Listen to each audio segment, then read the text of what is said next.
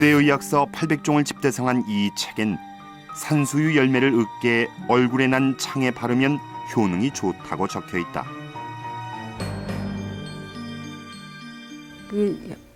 지금도 제가 경주에 가서 물어보면은 아직까지도 산수유가 경주 전역에 굉장히 많이 남아 있다고 합니다.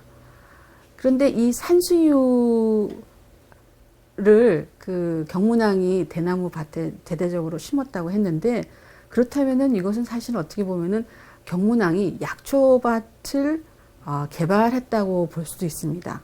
그래서 그 경문왕대의 그 임금님기는 당나귀 기 설화에 나와 있는 그 산수유는 그냥 아무런 의미 없이 있는 것이 아니고 경문왕대의 약초밭의 개발, 그 다음에 산수유가 가지고 있는 그 두창의 효능, 이러한 그 전승이 교묘하게 결합돼서 만들어진 설화라고 생각을 합니다.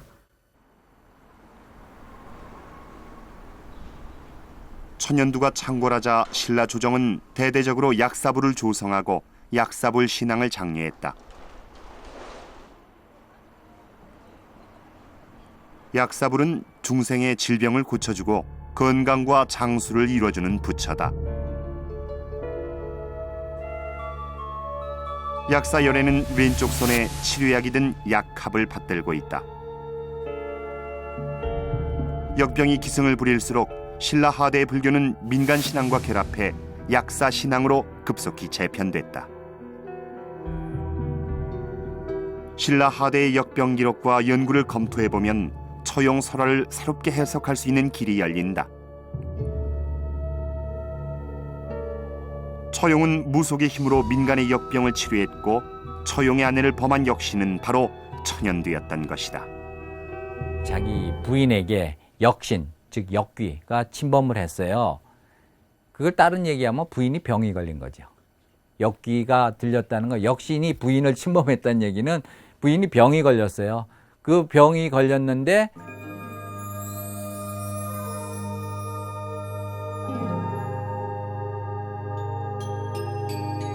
헌강왕에게 등용돼 경주의 곳곳을 누비면서 춤과 노래로 주술적 치병의식을 행하던 처용. 그는 같은 방식으로 아내 천연두를 고치려 했고 그의 지극한 정성이 통해서 천연두에 걸린 그의 아내는 극적으로 살아났다. 하층의 민간 신앙과 연결된 부류들이 있었다고 생각이 됩니다. 그 중에서 대표적인 존재가 방금 말씀드린 처용랑 같은 존재입니다. 이 처용은 역병을 다스리는, 즉 치병의 그 술사와 같은 역할을 해주었습니다. 치병을 담당하는 자가 자기가 가장 사랑하는 가족이 병에 걸린 것을 만약에 고치지 못했다고 한다면 왕경의 사람들이 그에 대한 신뢰감은 무너졌을 것입니다. 그러나 당시 처용은 이를 가물을 통해서 역신을 물리치고 병에서 구해낸다. 이런 사실은 당시의 왕경인들에게 굉장히 깊은 신뢰감을 심어주었고, 따라서 왕경인들은 처용의 얼굴을 그려서 벽에 붙여서 역병을 막는 데 이르렀다고 생각을 하는 것입니다. 불과 몇십 년 전까지만 하더라도 천연두는 치명적인 질병이었고 민간에서는 손님굿과 같은 무속으로 역신 마마 천연두를 물리치려고 했습니다. 고대 신라인들이 이 천연두로 인해서 겪었을 고통을 생각하면 그들이 주술적인 치료에 얼마나 매달렸는지 미뤄 짐작해 볼 수가 있는데요. 이렇듯 불안한 상황 속에서 처용의 등장은 아주 자연스러운 현상이었을 겁니다. 처용의 이러한 치병 능력은 사람들의 큰 환영을 받았기에 설화로 만들어졌고 지금까지도 그가 지닌 벽사, 즉 사악한 기운을 물리치는 힘은 우리 문화 속에 전해 내려오고 있습니다. 신라 때부터 지금에 이르기까지 너도 나도 다투어 그 모습을 꾸미고 그리네. 사악한 귀신 물리쳐 질병 고통 없애려고 해마다 설날이면 문에다 붙이네.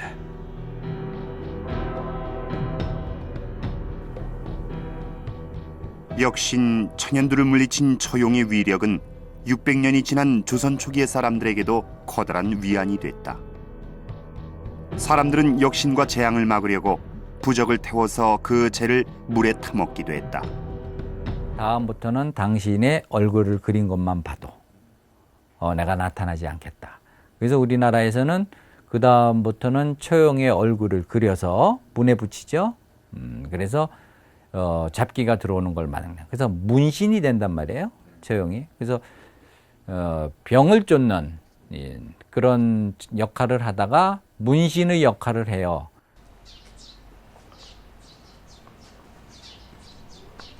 부적은 벽사진경, 즉 사악한 기운을 쫓고 경사스러운 일을 불러들이는 주술적 기능을 가진다고 믿어졌다. 우리 민간에 전해져 오는 부적들은 기호와 한자, 그림 등을 이용해 다양한 방식으로 만들어진다. 처용의 얼굴 그림으로 시작된 부적은 조선시대까지 이어져 질병을 막는 용도로 쓰였다. 대개는 이제 이게 단오날이라는 게 바로 양기가 가장 그 성행하는 1년 중에 시작이 됩니다. 그러니까 그때부터 병균이 또 많이 만연하는 시기고요. 그래서 이제 그때 단오날을 기점으로 해서 그 바로 처용의 그 질병부, 처용의 그 화상이 가장 질병부의 우리나라 대표적인 부적이라고 말할 수 있어요. 그 시원서부터 그렇게 역병의 얘기서부터 얽힌 내용을 갖고 있는 거라 우리나라에서 대표적인 질병부로 봐서.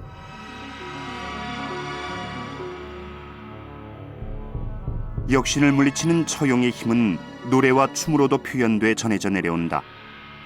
신라의 처용이 시작한 춤은 고려를 거쳐 조선 초기에 이르러 완성된 양식을 갖추게 된다.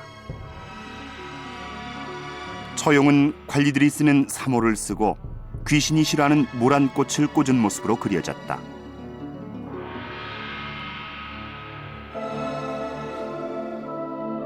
악학괴범은 처용무의 순서나 동작은 물론 가면, 의상, 신발 등을 상세하게 규정하고 있다.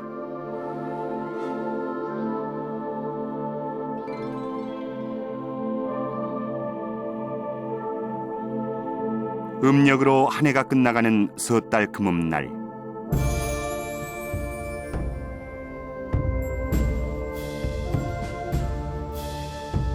조선의 궁궐에선 귀신 쫓는 나래가 열리고 처용무가 공연됐다. 처용무의 춤사위는 독특하다. 마치 문으로 들어오는 역신을 윽박지르거나 세게 내치는 느낌을 준다. 무속을 그리 탐탁치 않게 여기던 유교국가 조선도 역신을 굴복시키는 처용의 역할을 부정할 수 없었다. 그만큼 처용이 가지는 주술적인 힘은 크고 깊었다.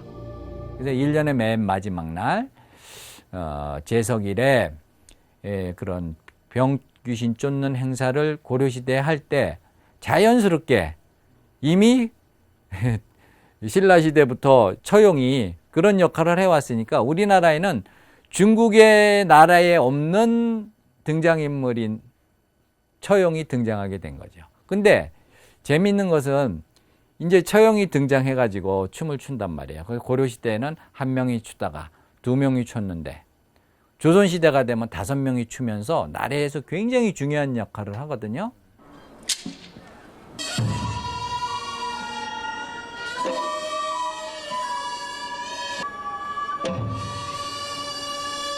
현재 처용무는 동서남북과 중앙을 상징하는 5명이 청, 홍, 황, 흑, 백 5색깔 옷을 입고 추는 오방 처용무다.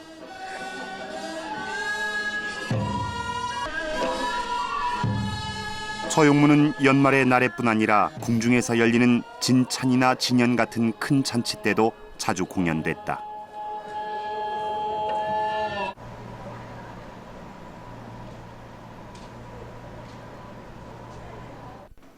민간 속에 뿌리내린 처용의 흔적은 지프로 만든 공예품에서 찾을 수 있다. 지풀 인형 재웅이 바로 그것이다.